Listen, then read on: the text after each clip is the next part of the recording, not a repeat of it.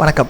நம்ம இந்த வீடியோவில் பார்க்க போகிறது ஏற்கனவே நம்ம purchase form full and full concept வைஸாகவும் ஆப்ரேஷன்ஸ் வைஸாகவும் கோடிங் வைஸாகவும் கம்ப்ளீட் பண்ணியிருந்தோம். ஸோ இப்போ ஃபைனல் பண்ணுறது எப்படி, நான் ஏற்கனவே ஒரு புது ஃபார்ம் நம்ம டிசைன் பண்ணோம் அப்படின்னா ப்ராடக்ட் ஃபார்மில் பண்ணும்போது ஃபைனலைஸ் பண்ணியிருப்போம். ஃபைனலைஸ் பண்ணால் ஒன்றும் கிடையாது, என்ட்ரி கொடுத்தா கரெக்டான கடத்துக்கு போகணும், எஸ்கேப் கொடுத்தா கரெக்டாக ரன் ஆகணும். இது தேவையில்லாத பாக்ஸ், அதாவது கோடிங் ப்ரோக்ராமருக்கு தேவையான பாக்ஸ், கஸ்டமருக்கு யூசர்ஸ்க்கு வந்து தேவையில்லாத பாக்ஸ் இதெல்லாம். ஸோ இதெல்லாம் விசிபிள் ஃபால்ஸ் பண்ணணும்.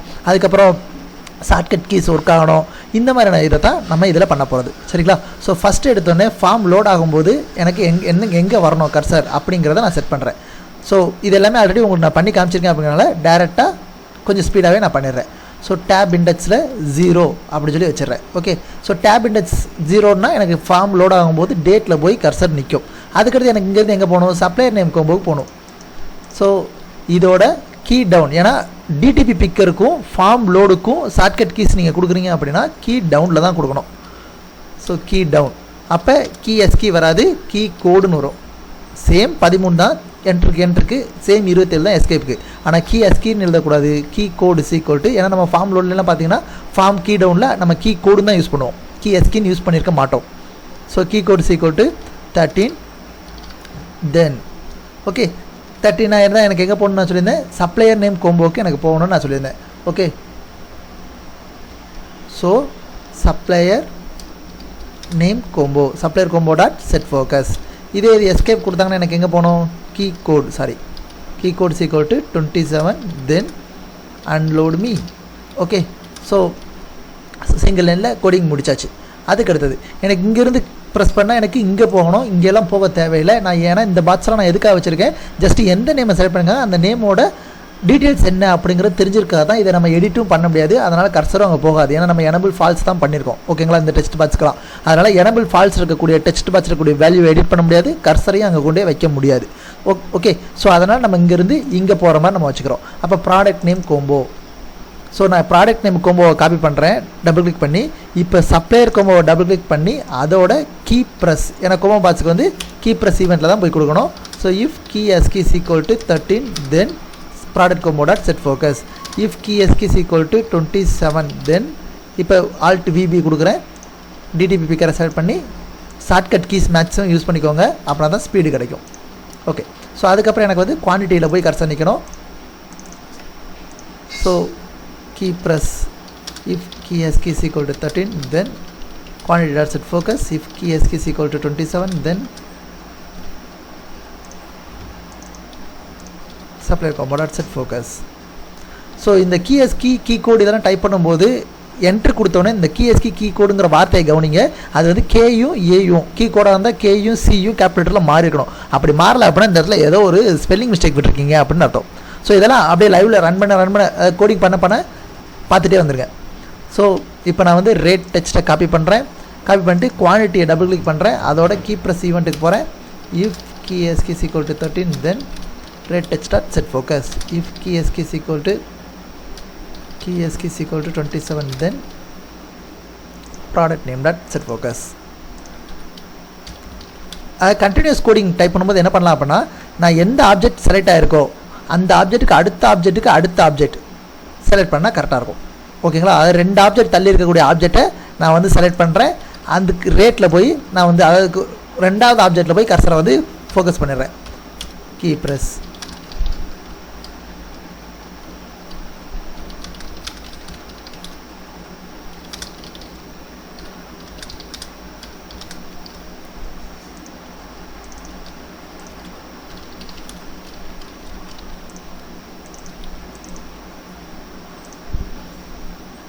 சரி, அமௌண்ட்டுக்கு வந்து கர்சர் போகக்கூடாது, ஏன்னா அமௌண்ட் வந்து ஆட்டோ கால்குலேஷன். அதனால் ரேட்லேருந்தே நான் ஆட் பட்டன் கொண்டு போயிடுறேன். ஸோ இதுதான் ஃபார்ம் ஃபைனலைஸ் பண்ணுறது. ஏன் அமௌண்ட்டுக்கு போகக்கூடாது அப்படிங்கிறது, ஏன்னா வழக்கமாக குவான்டிட்டியில் என்ன கொடுக்குறாங்களோ அதையும் ரேட்டில் என்ன கொடுக்குறாங்களோ அதையும் மல்டிப்ளை பண்ணால் நமக்கு அமௌண்ட் கிடச்சிரும். ஓகே, ஸோ அதனால் அமௌண்ட்டுக்கு வந்து அமௌண்ட் எனபிள் ட்ரூ, அதாவது எடிட்டபிள் மோடில் இருக்கட்டும். ஆனால் அதை வந்து நான் ஆட்டோ கால்குலேஷன் நான் செட் பண்ணியிருக்கேன் அப்படிங்கிறனால தேவைப்பட்ட அவங்க மவுஸ் வச்சு கிளிக் பண்ணி மாற்றிக்கட்டும். ஓகே, ஸோ இல்லைனா நமக்கு என்ட்ரி போடுறதுக்கு எக்ஸ்ட்ரா ஒரு என்ட்ரி கொடுத்து போகிற மாதிரி இருக்கும். அதனால் நான் ரேட்டோட கீ எஸ்கியில் இந்த இடத்துல ஆட் பட்டனுக்கு நான் மாற்றிடுறேன்.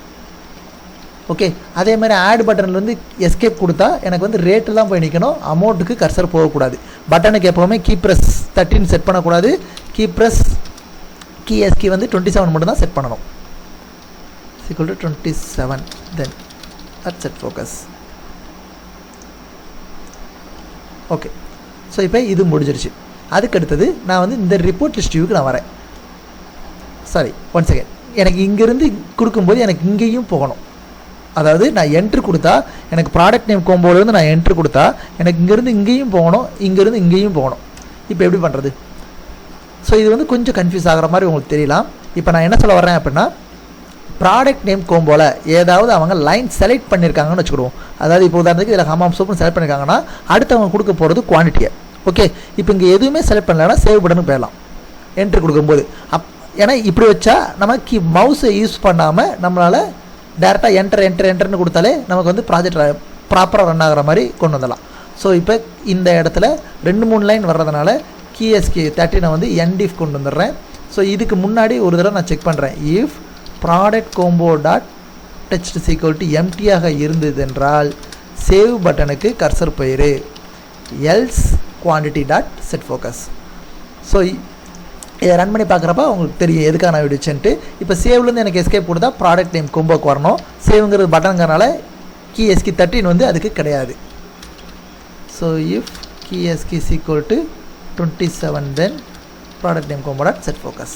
ஓகே, ஸோ எனக்கு என்ட்ரு ப்ராசஸ் முடிஞ்சு, அதாவது கீஎஸ்கி ப்ராசஸ் முடிஞ்சு. அதுக்கடுத்து நான் என்ன பண்ணணும், காட் ஃபோக்கஸ் நான் கொடுத்துருந்துருக்கணும். அதை ட்ராப் பண்ணும்போதே நான் கொடுத்துருந்துருக்கணும். ஆனால் நான் இது வரைக்கும் நான் கொடுக்கலைங்கிறனால ஃபைனலைஸ் பண்ணும்போதாவது நான் கொடுத்துட்றேன். செல் start equal to 0 and sell length equal to len of dot text. Okay, so இதுக்கடுத்த ஸ்டெப் என்ன பண்ணோம், மேலே இருக்கக்கூடிய அட்ரஸ் லைனுக்கெலாம் நம்ம கொடுக்க தேவையில்லை. ஏன்னா அது எனபிள் ஃபாஸ்ட்டாக இருக்குது, கர்சரே போக முடியாது. ஓகே, ஸோ அதனால் ரேட் டெக்ஸ்ட்டை காப்பி பண்ணுறேன், டபுள் கோட் கொடுத்துட்டு got focus dot sel start equal to 0 and sell length equal to len of dot text. Okay, அதுக்கடுத்து அமௌண்ட்டுக்கும் மவுஸ் வச்சுனாலும் கிளிக் பண்ணுவாங்க, அதனால் எடிட் பண்ணுறதுக்கு வாய்ப்பு இருக்குங்கிறனால அமௌண்ட்டுக்கு வச்சிடுறேன். கீஎஸ்கி தான் நான் வைக்கலை. செல் start equal to 0 and sell length equal to len of dot text. Okay, so இதை தவிர எனக்கு வேறு பாக்ஸஸ், அதாவது டெக்ஸ்ட் பாக்ஸஸ் எதுவுமே இல்லை. இதுவும் எனபிள் ஃபால்ஸாக தான் இருக்குது. ஸோ அதனால் நான் இதுக்கு காட் ஃபோக்கஸ் வைக்கணுங்கிற அவசியம் கிடையாது. ஓகே, ஸோ இப்போ வந்து இந்த கீப்ரஸ் காட் ஃபோக்கஸ் இது ரெண்டும் கரெக்டாக இருக்காங்கிறத மட்டும் நம்ம செக் பண்ணிடுவோம். ஸோ என்ட்ரிஸ் போகிறேன். அப்படி செக் பண்ணுறதுக்கு கோ டு கொடுத்து ஒரு பழைய என்ட்ரி ஓப்பன் பண்ணிக்கிறேன். பழைய என்ட்ரி நான் டெலிட் பண்ணிட்டேங்கிறனால அது எனக்கு ஒர்க் ஆகலை. ஸோ ஃபஸ்ட்டு வந்து ஓப்பன் பண்ணிக்கிறேன். என்ட்ரீஸில் பர்ச்சேஸ் ஓப்பன் பண்ணும்போது எனக்கு கர்சர் வந்து டேட்டில் நிற்குது, ஐடியில் நிற்கலை. என்ன காரணம் அப்படின்னா ஐடி வந்து எனபிள் ஃபால்ஸ் தான் இருக்குது. இதை வந்து சென்ட்ரல் லிமிட்டில் வச்சா கொஞ்சம் அழகாக இருக்கும். அது நம்ம அடுத்து உள்ளே போகிறப்ப வச்சுக்கலாம். என்டர் சப்ளையர் நேமில் ஏதோ ஒரு இதை செலக்ட் பண்ணிவிட்டு என்டர் கொடுக்குறேன். அதுக்கப்புறம் ப்ராடக்ட் நேம் செலக்ட் பண்ணிட்டு என்டர் கொடுக்குறேன். 15 என்டர், 15 என்டர், என்டர். அமௌண்ட்டுக்கு ரேட்லேருந்து கர்சர் போனதுனால நமக்கு ப்ராப்பராக ஒர்க் ஆகலை. அப்போ நம்ம வந்து பர்ச்சேஸ் ஃபார்ம்லேருந்து ரேட்லேருந்து அமௌண்ட்டுக்கு போயிட்டோம். ரேட்லேருந்து ஆட் பட்டனுக்கு தான் வரணும். மாற்றி பண்ணிட்டோம் பார்த்தீங்களா, 27 கொடுத்தா ஆட் பட்டனுக்கு வர மாதிரி வச்சுட்டோம். ஸோ 27 கொடுத்தா குவான்டிட்டிக்கு போயிருக்கணும். ஓகே, ஸோ இப்போ மறுபடியும் ஒரு தடவை ரன் பண்ணுறோம். என்ட்ரிஸில் பர்ச்சேஸ், என்டர் சப்ளையர் நேம், அதுக்கடுத்து சிக்கன் மசாலா 15, 16, 240 என்டர். இப்போ ஆட் பட்டனில் நான் என்ட்ரு கொடுத்ததுக்கப்புறம் அடுத்த ப்ராடக்ட் டைப் பண்ணுறதுக்காக கர்சர் வந்து இங்கே வரணும். அப்போனா தான் நான் அடுத்த ப்ராடக்ட் மவுஸ் வச்சு கிளிக் பண்ணாமல் பண்ண முடியும். இல்லையா ஆட் பட்டனில் நான் எஸ்கேப்னு கொடுத்ததுக்கப்புறம் தான் பண்ண முடியும். அதுக்கு பதிலாக ஆட் பட்டன் கொடுத்தா ஆட்டோமேட்டிக்காக இங்கே வர்ற மாதிரி வச்சா தான் எனக்கு வந்து யூசர் ஃப்ரெண்ட்லியாக இருக்கும். ஸோ அதனால் ஆட் பட்டனுக்குள்ளே போய் நான் கோடிங் எழுதுகிறேன். நெட் அமௌண்ட் கால்குலேஷன் எல்லாம் முடிச்சதுக்கப்புறம் product combo dot set focus. Okay, இப்போ ஒரு தடவை ரன் பண்ணி பார்ப்போம். அதாவது மவுஸை டச் பண்ணாமல் கீபோர்டு மூலமாக ஃபுல்லாக என்னால் ரன் பண்ண முடியுமா அப்படிங்கிறத நான் இப்போ பார்க்குறது. சிக்கன் மசாலா 15, ரேட் வந்து 16, என்டர். அடுத்தது சாக்கோ நட்ஸ் 10 பீஸு 14 ரூபா, ரேட்டு 140, என்டர்.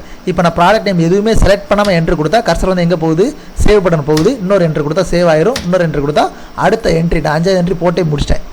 ஓகே, இப்போ எனக்கு கண்ட்ரோலாக கொடுத்தா கோட்டுலாம் ஒர்க் ஆகிற மாதிரி இருந்துச்சுன்னா கண்ட்ரோலாக கொடுத்து அதை நான் எடுத்தே பார்த்தலாம். இன்னும் நம்ம ஷார்ட்கட் கீஸ் நம்ம செட் பண்ணாதனால ஓப்பன் பண்ணி மட்டும் பார்த்துக்குறோம். 5வது என்ட்ரி இங்கே லோட் ஆயிடுச்சு. டபுள் கிளிக் பண்ணால் எனக்கு ஓப்பன் ஆயிடுது. ஓகே, ஸோ அடுத்த ஸ்டெப் நான் என்ன பண்ணணும், இந்த அலைன்மெண்ட் எல்லாத்தையுமே நான் மாற்றணும். ஏன்னா எனக்கு இந்த சீரியல் நம்பருங்கிறலாம் தேவையில்லை. அதனால் நான் வந்து விசிபிள் ஃபால்ஸ் பண்ணிக்கிறேன். ஓகே, அதை வந்து நான் அங்கே கோடிங் மூலமாக நான் பார்த்துக்கிறேன். ஸோ இப்போ ஃபஸ்ட் ஸ்டெப்பாக விசிபிள் ஃபால்ஸ். அடுத்தது ஸோ இது எல்லாத்தையும் எனக்கு தேவையில்லாத ஆப்ஜெக்ட். அது ஃபஸ்ட்டு கீஎஸ்கி பண்ணணும். செகண்ட் காட் ஃபோக்கஸ் பண்ணியிருக்கீங்களான்னு செக் பண்ணிடணும். அதுக்கடுத்து ஆப்ஜெக்ட்ஸ் வந்து விசிபிள் ஃபால்ஸ், தேவையில்லாத ஆப்ஜெக்ட்ஸ் தேவையில்லாத காலம்ஸ் எல்லாத்தையுமே விசிபிள் ஃபால்ஸ் பண்ணிடணும். ஓகே, அதுக்கடுத்து அலைன்மெண்ட், இதை வந்து கொஞ்சம் தள்ளி வைக்கிற மாதிரி வேணும். இப்போ நான் ரன் பண்ணி பார்க்குறேன், எனக்கு ஸ்க்ரீன் டிசைன் கரெக்டாக இருக்கான்ட்டு. ஸ்க்ரீன் டிசைன் கரெக்டாக இருக்குது. இது மட்டும் எனக்கு சென்ட்ரல் அலைன்மெண்ட்டில் இல்லை, இது அமௌண்ட் காலத்துக்கு நேராக இருக்கிறதுனால இது இங்கே வரணுங்கிற அவசியம் இல்லை, அமௌண்ட் காலத்துக்கு தான் நேராக இருக்கணும். ஓகே, ஸோ நேராக இருக்குது. ஓகே, இதை மட்டும் கொஞ்சம் ரைட்டாக தள்ளி வச்சா எனக்கு பெர்ஃபெக்டாக ஸ்க்ரீனுக்கும் செட் ஆயிரும். ஓகே, இப்போ என்ட்ரிஸ் பர்ச்சேஸ். ஸோ குவான்டிட்டியில் சென்ட்ரல் எலிமெண்ட் வச்சுருக்கனால குவான்டிட்டிக்கு கரெக்டாக இருக்குது. கோ டு கொடுத்து ஓப்பன் பண்ணி பார்த்தீங்கன்னா உங்களுக்கு அது கரெக்டாக இருக்கா இல்லையாங்கிறது தெரிஞ்சிடும். ஒரே ஒரு ஸ்டெப் மட்டும் உள்ளதெல்லாம் கரெக்டாக இருக்கும். ஓகே, ஸோ ஒரே ஒரு ஸ்டெப் மட்டும் நான் வந்து உள்ளதை அழைக்கிறேன். ஓகே, அடுத்தது நான் என்ன பண்ணணும், இதுக்கு இந்த ரிப்போர்ட் ப்ராடக்ட் லிஸ்ட் வியூவிலேருந்து நான் வந்து F2 கொடுத்தா ப்ராடக்ட் லிஸ்ட் வியூக்கு போகிற மாதிரி நான் வைக்கணும். கரெக்டுங்களா? நம்ம இதுக்கு முன்னாடி F2 கொடுத்தா ரிப்போர்ட் லிஸ்ட் வியூக்கு போகிற மாதிரி வைப்போம். ஆனால் இங்கே வந்து ரிப்போர்ட் லிஸ்ட் வியூ மறைஞ்சிருக்குது, அதனால் F2 கொடுத்தா ப்ராடக்ட் லிஸ்ட் வியூக்கு போகிற மாதிரி வைக்கிறோம். ஓகே, இன்னொன்று நம்ம ரிப்போர்ட் லிஸ்ட் வியூ போகிறதுக்கு கோட்டுங்கிற பட்டன் நம்ம யூஸ் பண்ணியிருக்கோம். கோட்டுவோட shortcut key Ctrl+O. So entry ஸ்க்ரீனில் எடிட் பண்ணுறதுக்கு Ctrl+O யூஸ் பண்ணிக்குவாங்க.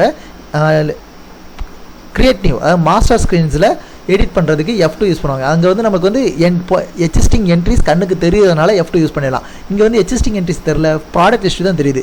எந்த லிஸ்ட்டு தெரியுதோ அதுக்கு நம்ம F2 நம்ம செட் பண்ணிடுறோம். ஓகே, ஸோ நான் F2 கொடுக்குறது எப்படி, ப்ராடக்ட் லிஸ்ட்டுக்கு நான் போகிறதுக்கு F2 கொடுக்குறதுக்கு ஃபார்ம் கீ டவுன், ஏன்னா நம்ம ஷார்ட்கட் கீஸ் எல்லாம் இதில் தான் போய் கொடுப்போம்.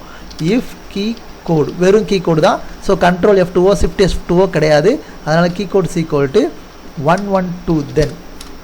ஓகே, நான் இது ஆல்ரெடி உங்கள்கிட்ட சொல்லியிருக்கேன். ஒரு லிஸ்ட் வியூக்கு செட் ஃபோக்கஸ் கொடுக்குறீங்க அப்படின்னா அதில் கவுண்ட் இருக்கா இல்லையாங்கிறத செக் பண்ணி தான் கொடுக்கணும். So product list view dot count is greater than 0 அல்லது இங்கே நாட்டுன்னு போட்டு = 0. 0வாக இல்லாமல் இருந்தால் then product list view dot set focus. Okay, end if இந்த கீ கோடை நான் மறுபடியும் ஒரு கிராஸ் செக் பண்ணிக்கிறேன். 112ங்கிறது F2 ஓடது தானா அப்படின்ட்டு. So message box key preview already நான் கொடுத்துருக்கேன்னு நினைக்கிறேன். ஸோ F2 கொடுக்குறேன், 113 வருது. ஓகே, ஸோ அதனால் கீ கோடை டெலிட் பண்ணிட்டு 113 கொடுத்தா ப்ராடக்ட் லிஸ்ட்டில் கவுண்ட் இருந்தால் அங்கே பேர் நான் சொல்லிடுறேன். ஓகே, ஸோ அதுக்கப்புறம் ப்ராடக்ட் லிஸ்ட்டு வந்து என்ட்ரி கொடுத்தாலும் எஸ்கேப் கொடுத்தாலும் எனக்கு இங்கே தான் வரணும், ஏன்னா நான் இதைத்தான் நான் எடிட் பண்ண போகிறேன். ஓகே, ஸோ அதனால் product combo dot set focus எங்கன்னா ப்ராடக்ட் லிஸ்ட்லேருந்து என்ட்ரி கொடுத்தாலும் எஸ்கேப் கொடுத்தாலும் இதுக்கு வந்து நம்ம கீ ப்ரெஸ்ஸில் தான் எழுதணும். எந்தெந்த ஆப்ஜெக்ட்டுக்கு கீ டவுன், எந்தெந்த ஆப்ஜெக்ட் கீ ப்ரெஸ்ஸுங்கிறத மட்டும் நோட் பண்ணிக்கோங்க. கீ ஆஸ் கீ ப்ரெஸ்ஸாக இருந்துச்சுன்னா கீ ஆஸ் கீ யூஸ் பண்ணிக்கணும், கீ டவுனாக இருந்தால் கீ கோடுன்னு யூஸ் பண்ணிக்கணும்.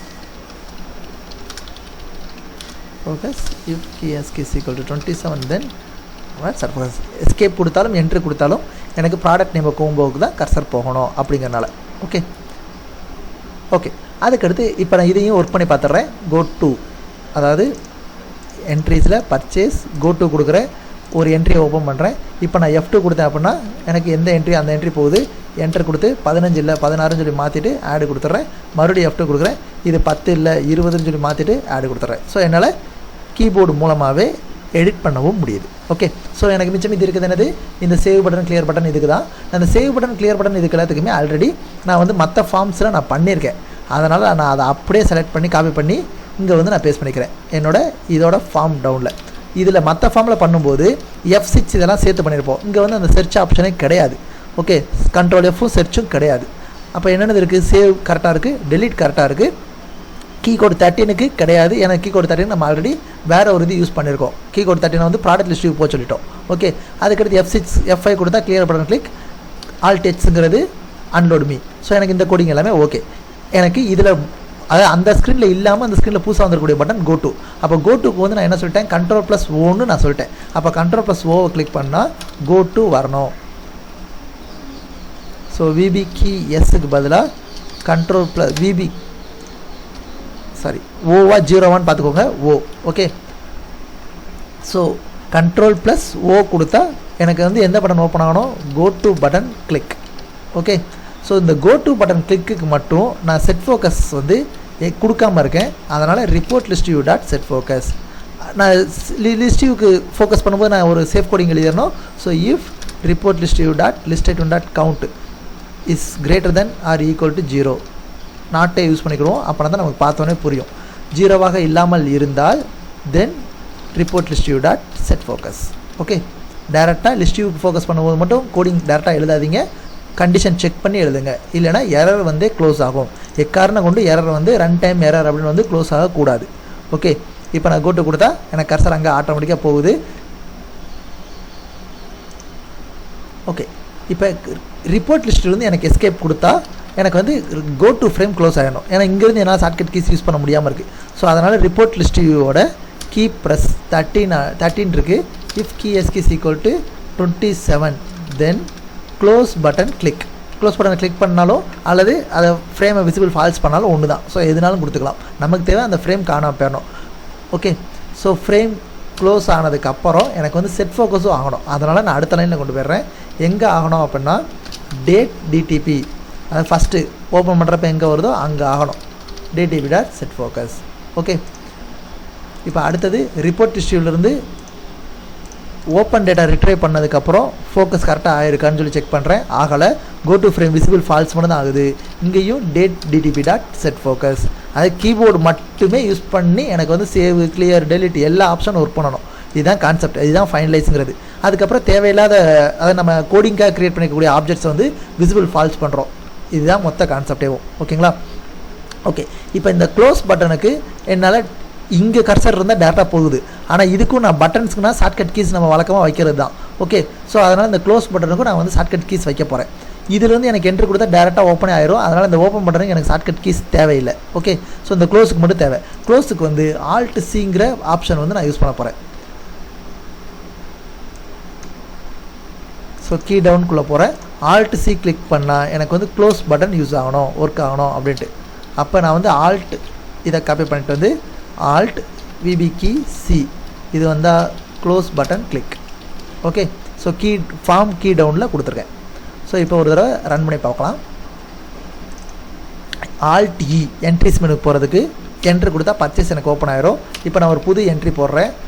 Janata industries chicken masala 16, rate வந்து 25 ரூபா ஆடு. நான் ஒரே ஒரு கை மட்டும் தான் யூஸ் பண்ணுறேன். எக்கு 10, ரேட் வந்து 65 ஆடு. இப்போ நான் இங்கேருந்து 2 என்ட்ரி கொடுத்தேன் அப்படின்னா எனக்கு சேவ் ஆயிடுச்சு. கண்ட்ரோலோ கொடுக்குறேன். இதில் நான் ஜனதா இண்டஸ்ட்ரி போட்டேன், என்ட்ரி கொடுக்குறேன். F2 கொடுத்து எக்கை மட்டும் 10 இல்லை 20ன்னு சொல்லி மாற்றிட்டு ஆடு கொடுக்குறேன். கண்ட்ரோல் எஸ் கொடுக்குறேன், சேவ் ஆயிடுச்சு. இப்போ கோட்டு கொடுக்குறேன், மறுபடியும் எனக்கு ஓப்பன் ஆயிடுச்சு. இப்போ மறுபடியும் கோட்டு கொடுத்து ஆல்ட் சி கொடுத்தா எனக்கு க்ளோஸ் ஆகுது. ஸோ நான் ஒரே ஒரு கையை யூஸ் பண்ணியே மொத்த என்ட்ரியுமே நான் முடிச்சிட்டேன். ஓகே, இப்போ F5 கொடுத்தா எனக்கு வந்து ரீஃப்ரெஷ் ஆகணும் ஆகுது. கிளியர்? ஸோ ஒரு ஸ்க்ரீனை ஃபைனலைஸ் கண்டிப்பாக பண்ணிடுங்க. அப்படின்னா தான் உங்களுக்கு அந்த ஸ்க்ரீனோட லுக்கு வந்து ப்ராப்பராக இருக்கும். ஸோ பர்ச்சேஸ் ஸ்க்ரீன் நம்ம தேவையான கண்டென்ட் எல்லாமே நம்ம முடிச்சிட்டோம். ஸோ அடுத்து நம்ம பார்க்க போகிறது வந்து சேல் ஸ்க்ரீன். அதை வந்து நெக்ஸ்ட் வீடியோவில் பார்க்கலாம். தேங்க்யூ.